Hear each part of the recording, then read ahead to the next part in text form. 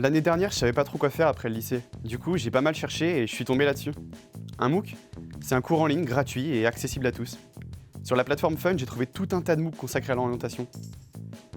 J'ai juste eu à m'inscrire et j'ai pu profiter de l'ensemble des ressources, à mon rythme. Vu que j'aimais bien le français au lycée, j'ai cherché sur Projet Fac à quoi pouvaient bien ressembler des études de lettres. La condition indispensable pour s'engager dans des études de lettres, c'est d'aimer lire, sans quoi vous risquez de ne pas aimer vos études. Plus généralement, l'intérêt pour les arts et la création sous toutes leurs formes, mais aussi la curiosité intellectuelle sont des qualités qui vous serviront. Les étudiantes et étudiants qui viennent dans nos filières ont des parcours très différents, ce qui contribue à la richesse de nos formations.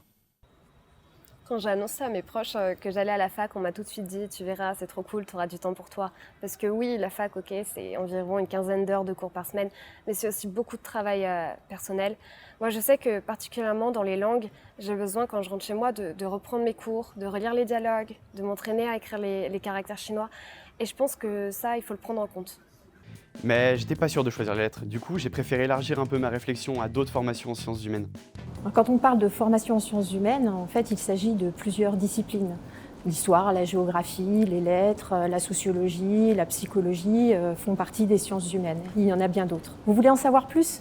Nous avons fait appel à des enseignants des différentes disciplines pour vous créer des contenus, des vidéos, des animations qui vous permettent d'avoir des informations sur les objectifs de la formation, sur les prérequis éventuels, mais aussi pour vous donner des conseils de bon sens sur les capacités et les qualités qu'il faut avoir pour rentrer dans ces formations.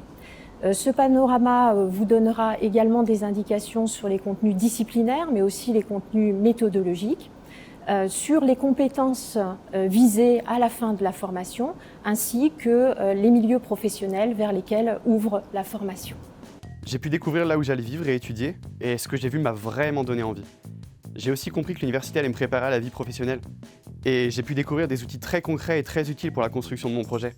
Vous l'avez vu, vous avez déjà des compétences et des connaissances. Et ici, à l'université, nous allons vous aider à les développer et en acquérir de nouvelles.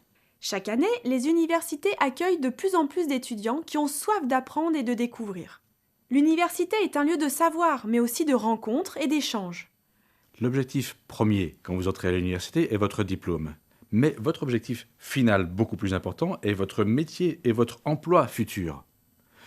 Considérez vos études comme un moyen pour atteindre cet objectif et pensez bien à multiplier toutes les expériences qui vous y aideront.